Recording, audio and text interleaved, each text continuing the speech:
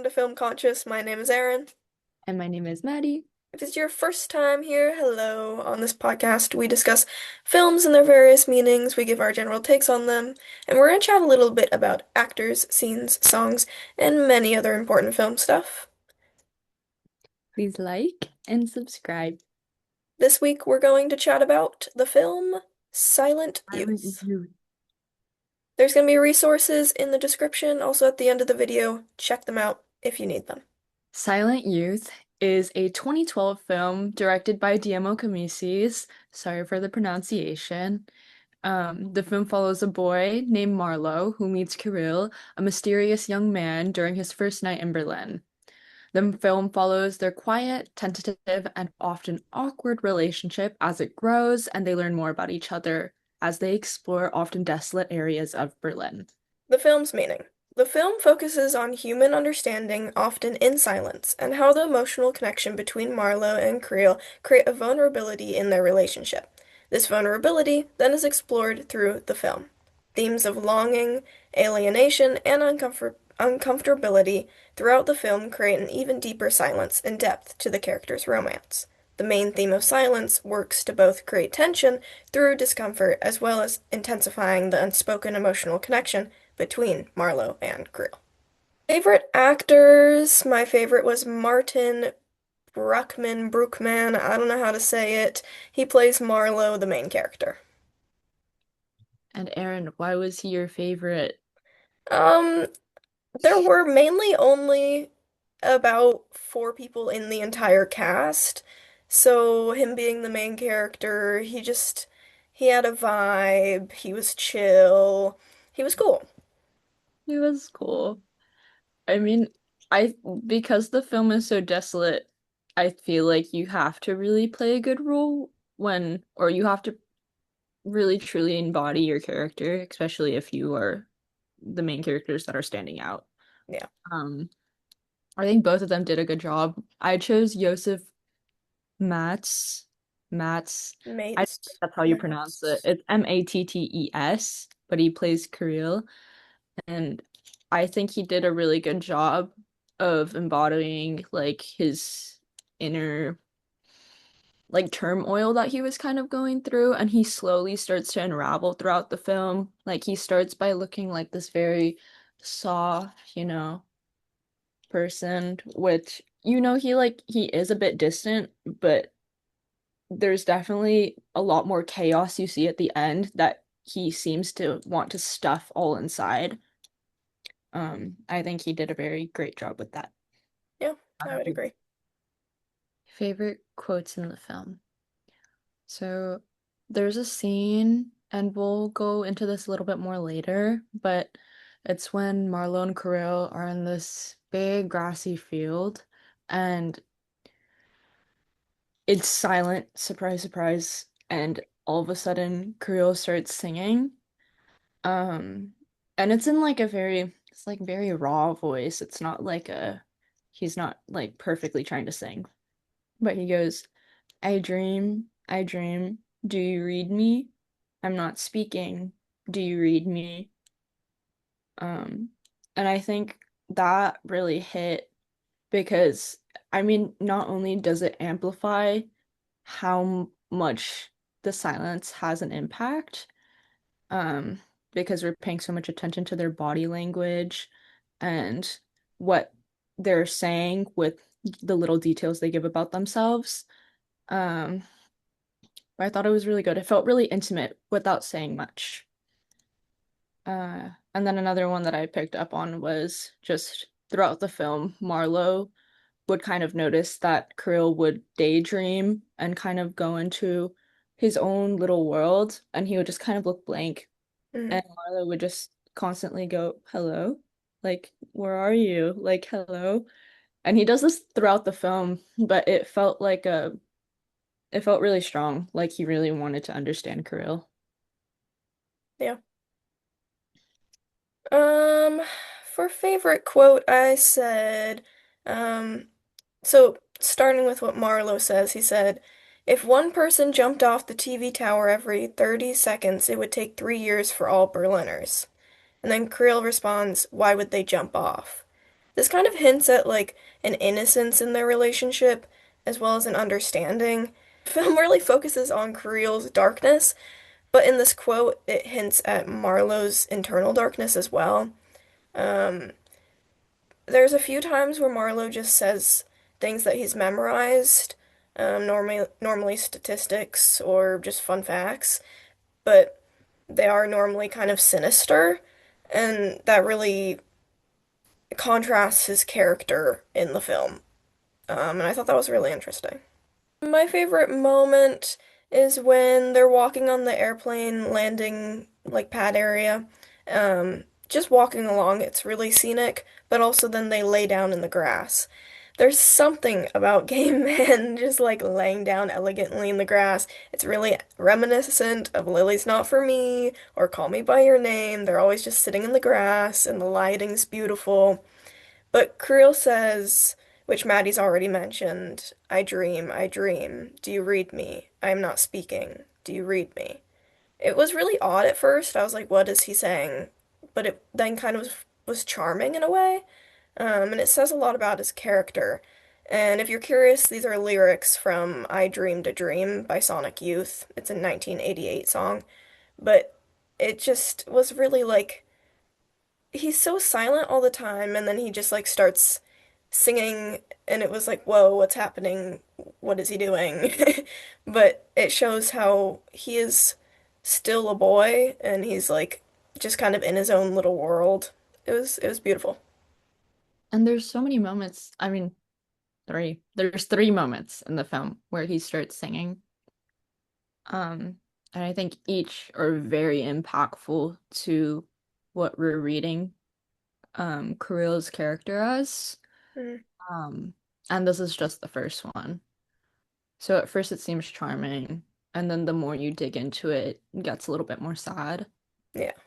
Um, yeah, I chose this my favorite moment in the film. After I did like the grass scene as well. But I think another really intimate scene was like right after they had just like shared a very intimate moment in the shower where they were like washing each other's hair and they start kissing. Like confirming that they are both into each other and interested. Um, Krill seems super distant. They're both lying in bed. Krill has his back turned to Marlowe, and it's like as if Marlowe could like spoon him. And from it's almost like Krill's point of view, we hear soft whispering and like rustling from the sheets, and the audio has just like I don't know, it feels so intimate as if we're in Krill's body. I found it to be like I felt super present as if I was there with them and with what was happening. I don't know. I think Mhm. also with silence, that is such a big factor that the intimacy comes through with the film, and I think they did a really good job there. See, it's interesting that you, in that moment, heard more of Creel's point of view. Where when I was watching it, I was really focusing on Marlowe. He was kind of staring at Creel, but in like a very happy way. He was kind of looking at him like he's never been this close to somebody before. So Yeah. I thought it was a really happy moment where you were hearing the other sounds and like kind of seeing it more as like a uncomfortable moment. So that's interesting. We saw it in a different way. Well, I think Marlo is definitely like, I feel like I'm seen, right? Like I'm Hmm. so vulnerable and you're willing to be vulnerable with me.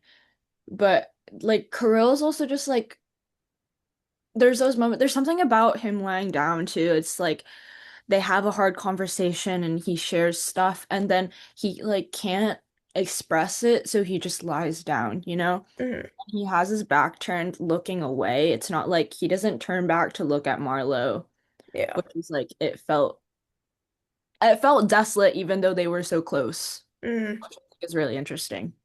Yeah. Overall rating, I would say 8 out of 10. Yeah, it was above average, but not fantastic. We both rated it the same, which is something that has never happened before. I think for what the film was, it was really good. And I think they did a really good job of making the best that it could be with what they chose. And I think the ambiguity in all of it made it even better. So Mhm. for that regard, I would say really good film. For favorite Okay. song, it was impossible to find the soundtrack. I looked everywhere, couldn't find it. But I would say that my favorite song, I don't know its name because I can't find it, but it plays in like really critical moments when they first meet, and then when they're walking on the airplane like landing site. It's it's a song that's kind of apocalyptic in a way. I don't even know how to describe Hmm. it, and I can't share it because I don't know where it's from, but it was just an instrumental piece. I think all of the songs were instrumental pieces. Um, but yeah, overall the soundtrack I thought was pretty good. I think, yeah, the soundtrack was really hard to find. I mean, it's like quite a small foreign film. Even like I was trying to find it on other websites besides Tubi and I like could not find it. Yeah. Um, uh, I really enjoyed the beginning song. There's not that many songs in the film. Hmm. Um, but there's a different one at the end as well. And I think it feels really special, especially because it like Curl had just like unraveled everything that happened in the last like 10 minutes. And then all of a sudden they're like walking away down this it's like where it's where his friend The worked, train station. train station. But like if you like didn't watch super carefully, you wouldn't be able to tell because it was so slow. But Kirill and Marlo were kind of they were walking in sync, and then their hands kind of just like they're not even that close, but they're going in sync with each other, like back and forth until the end when they kind of meet, Hmm. which I think was really nice. But the music really made that. Hmm. Yeah. I think the film did a good job of like they could have chosen a ton of really well-known songs and put them in the background of scenes, but I liked that all the scenes had no songs. Not all the scenes. A lot of the scenes had no songs. So then you kind of had to sit with them in the silence. Yeah. It made it so that you were kind of uncomfortable as well. Well, I think it's like that must have been something so important to them is like to make sure that that silence is a big part of the film, right? Yeah. And I think in films, I think in a lot of queer films especially, they do this where silence is a super big part because they did this in Portrait of a Lady as well, Hmm. that besides like one main song, they didn't really have music at all Yeah. or just very ambient music. I think having noise that we cannot recognize makes us more inclined to just be with them. Is the film too slow? Is the film too slow? I think not. I think the average person might say that it was too slow for them, or they might lose interest quickly, but that's because, like we've said many times before, all of your attention spans suck. You need to fix them. They're terrible. This film will cure your attention span. Don't worry Um, about that. I loved it because I was just sitting there and you're just like in the space with the character. It was perfect. Yes. Um, I would say if you guys have bad attention spans, you guys just have to keep watching slow content until you get acclimated to it. Yeah. But I would agree with you. It was slow intentionally. And Mhm. I don't know if you could classify this as an experimental film. I think you could because it's not only just slow, but there were so many aspects about it that are outside of what mainstream film is supposed to be Yeah. and what they feel like they have to do to attract their audience. Mhm. Um, but I think it was really good. And if you're judging it based off of, if you're judging films based off of what you see in mainstream film, what is wrong with you? It's true. Do we think of their relationship? Is it safe or toxic? I think we're at the point where it's like, because they haven't known each other for that long. Where so Mm, I don't know if it could. I don't really. We don't have much to go off of. Just because someone has trauma doesn't mm. mean a relationship is toxic. And I don't think well, wait. This- I almost forgot about that. Pearl was trying to put force on Marlowe near the end. That is a trauma response, though. Trauma response, right? But I also that isn't okay, Yeah. right? And I think Marlowe could understand that something was happening as long as it doesn't happen again. I think there's possibility for it being a safe relationship. But Mhm. if that is like a common Kirill doesn't work to kind of you know, notice that these habits are bad, right? Then I think that's when it can become toxic. Yeah. I think it's hard because both of the characters, there were moments where I'm like, these are just like really innocent people, but also there was moments where I was like, this is leaning a little bit on the psychotic side. Mm. We didn't talk about it, but I think we have it written down. Creel leaving messages like for voicemails for himself that were him singing. It was him singing. What I mean, I kind of put this together myself and then also wanted to search up just to see if other people were saying a similar thing. Um, but people were saying that it's like a trauma response as well, right? And also he seems like a very isolated person, especially after what he did. He obviously knows that what he did was not great, right? And Mhm. something is up with himself internally that he needs to figure out. So I don't know. I think it's definitely like a coping mechanism.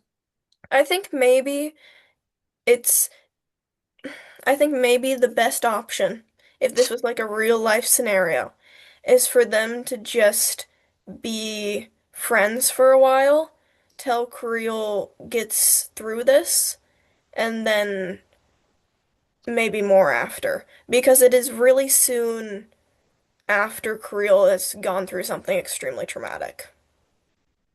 So the whole film, it's set in a very desolate space with not really many people in it. And you mentioned that like in the background, it's either like the background's out of focus or people are cut off. It's not the full view. Do No, it's like if anyone in the audience has an astigmatism, it's like everyone in the film, like especially the people, are like super blurred. Like you can't even even the ones that are close to like Marlowe or Kirill, you can't even see besides Marlowe's friend. yeah, And even when we meet Kirill's dad, you can't even see him. He's like in a shot, like in the shadow of the car, or like just you can just see his eyes in the mirror. yeah. Like we're not so I think that adds to the effect of you they are isolated from everyone else. Like they feel indifferent. hmm Do we want to see this more in other films, or is this just like a one-time thing? Would you recommend this to filmmakers? Like this movie. No, recommend like that Like, type of film. Like filming where you're so focused on the main characters that like everyone else is just like not even there. well, yes. Um, but it depends on the film Yeah. because I think that for me, I want to see more films like this. I haven't seen too many films. A lot of the films that I have seen are queer films that do stuff like this. But I want it even more where like it felt like they were in an apocalyptic world almost, even though it was just the regular world. yeah. Um, And I think there are some films that do this, but maybe not to this level, where Yeah. you really isolate your main characters or your main cast to communicate to viewers that it is they are they don't feel like they belong, Hmm. or that maybe they don't belong. And I think this is a very different example, but this is more mainstream. End of the fucking world is like they're two people who feel indifferent to the world around them. Yeah. Um, and they do this in a very different way. There's lots of music.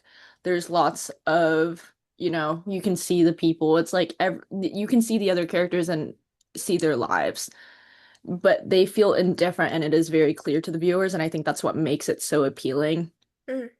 The same thing with um I'm not okay with this as well. Hmm. Like you can see characters that feel indifferent. Yeah. Um I think that's important, and especially for movies involving, I guess, any age actually. And I would like to see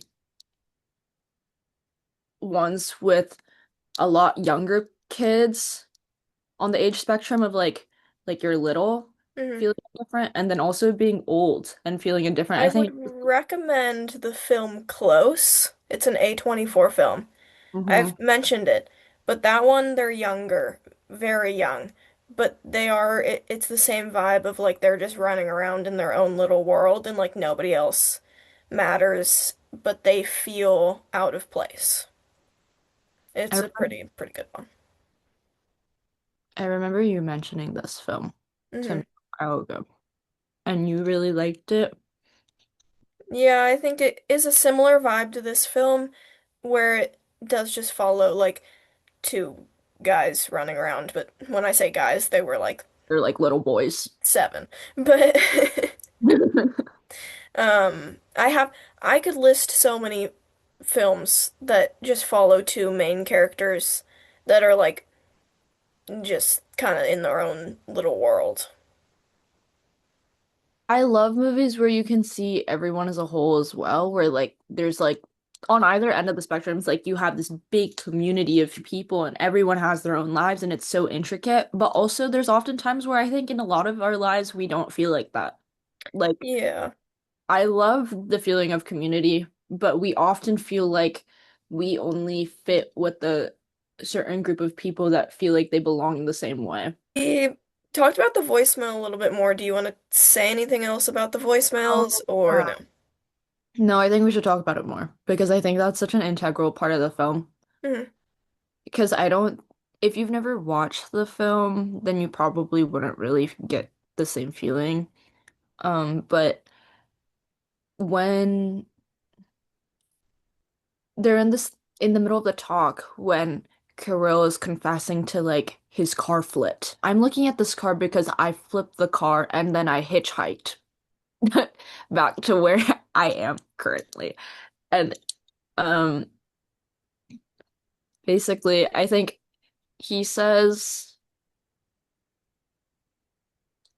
what does he say? He He says, says like, "Do you want to hear these voicemails that this man's been leaving on my machine?" "Oh yeah. Yeah, yeah, yeah." Like as if it's As like if it's not entirely other him. person.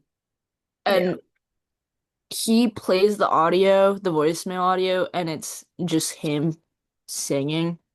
I don't Hmm. even know what the lyrics were. Hmm. But he it's him, especially because not from the grass scene, but from the second scene that he's singing, like when they first go into Kirill's place, he like starts singing and not in like a beautiful, like extravagant way. It's like I'm singing and it's very raw and like scratchy and like you can hear a lot of the Hmm. imperfections. It like sounds good because I think that adds charm to it, but it becomes even more eerie now because it's like, yeah, this man is sending me voicemails and it's like him from before, right? Yeah. Um, and it's voicemails, so this is only one of them. Hmm. Um, and then once he's questioned about it, He kind of just shuts down. A lot of the time when he gets questioned about anything, he shuts down. no, because like he can't, I don't think he's ever been able to fully process like what's happening. Yeah. But it right? is interesting that he brings it up because he could have not even, he like knows it's weird, but I think he wanted to see how Marlowe would react to it. Well, no, but it's like, does he even realize? Because sometimes I think when you're in such a state, it's like you don't even know that you're not super conscious of this whole scope of what's happening. Yeah, but I think that he wouldn't have said, "Oh, this weird man's been leaving me these voicemails," if he didn't. He knows it's him. Why would he even bring it up? Does he know it's him though? You, you gotta call yourself. I feel like you subconsciously know, but like m mentally, like on a day-to-day, like when you're talking to people, I feel like you're not really thinking about that. I feel like you're just like, this is I really feel weird. that Why would this guy do this? most people when they're doing something, they know that it's weird when they're doing it. Do you think it's that his own self-deprecation of like this is a really psychotic thing to do? So this random man who's psychotic is sending me these, but he wants to separate himself from that. I think it's more of like a I'm leaving these voicemails. I want to see how my new friend thinks. Like, is he gonna react in a crazy way when I share that I'm a little bit psychotic? Like, Marlowe knows something's up from the beginning, but Marlowe goes with it anyways. Yeah. It's more of like testing to see if someone's really gonna understand you. Yeah, I can definitely see it from that lens as well. I think well, we don't know as an audience because we're not given clear information. We're only getting this information from Kirill, right? Yeah. So there's so many layers that we haven't uncovered, and that's I think what is so appealing about the film is that there's so much ambiguity in hmm what we don't know. So it's like me and you looking at it from different lenses. We can only do that because they didn't give us clear details on what is specifically about Kirill. Yeah. Yeah. Emphasis on sound and how they capture it throughout the film. Because they're in such desolate places, Mm, that kind of white noise sound is super prominent throughout the whole movie, and I think that makes it more slightly disturbing hmm and like it feels like they are alone. Yeah, this film does remind me a lot of A24 films because I think a lot of A24 films do that where they have weird noises, like especially The Lighthouse, even Love Lies Bleeding has its like weird white noise sounds that are like eerie, but like apocalyptic. I don't know. The one song that I mentioned is my favorite was very like just eerie, Thing song. but it had like a I don't know, it just made you uncomfortable. Well, white noise is something that like I feel like you really just notice when you're alone and you're Mm, not talking to anyone.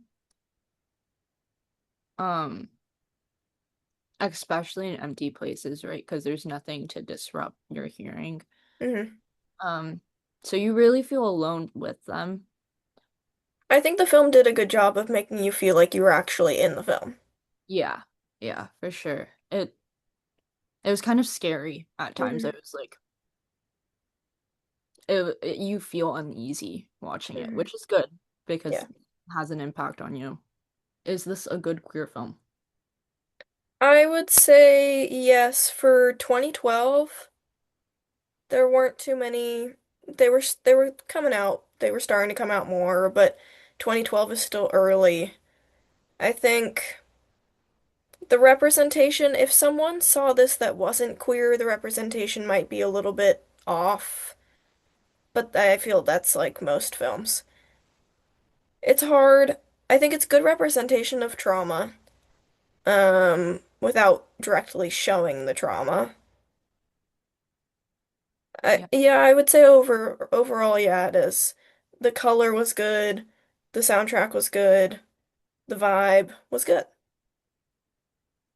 I think often in queer films, people tend to like, I don't know, they like have a specific idea for what queerness is supposed to be when Hmm. actually like it is the whole scope of like we are all just like different humans Hmm. and like that connection, whether like anyone could be having a rough time, right? And that is communicated. I don't think that impedes on representation in any way. Yeah. So that's just like that is its whole own thing. Um Mhm. I think it's actually also they never went out to parties. They never went out to bars and did all these stereotypical things that are in queer films, especially for people this age, like 20 years old or so. They always have people going to parties, going out, and running around with their friends. But this film shows a different side of what this relationship can be for different people. yeah, because at the end of the day we are our own people and it's not just under one Yeah. stereotype because it's like that you make a really good point of like they always depict queer people as people who go out a lot and like Hmm.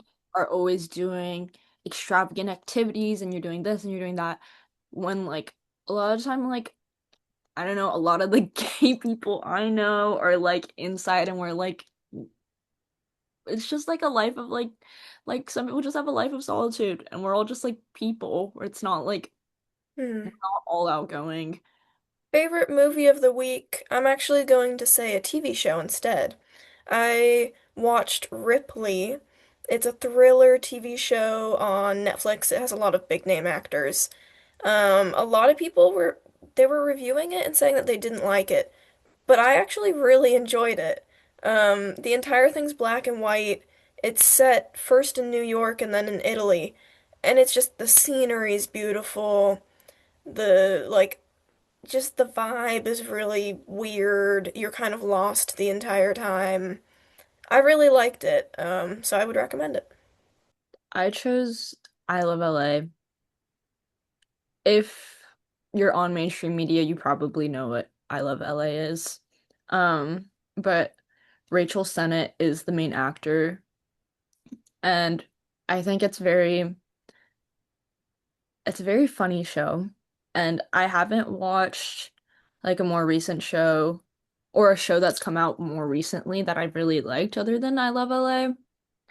But yeah, I'm waiting for season two. First season just came out. Very good show. Thank you for watching. That is all we have for you today. Stay tuned for another episode in the next few weeks. We love you guys. Check out the resources down below if you need them. Wait, what?